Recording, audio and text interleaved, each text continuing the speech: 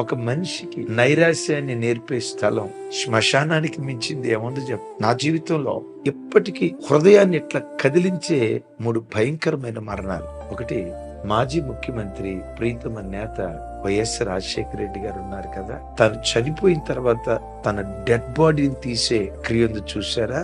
Helicopters తో plastic సంచుల్లో bags లో ఆయన బాడీ అట్లా లిఫ్ట్ చేస్తా ఉంటుంది. ఇంతే కదా జీవితం.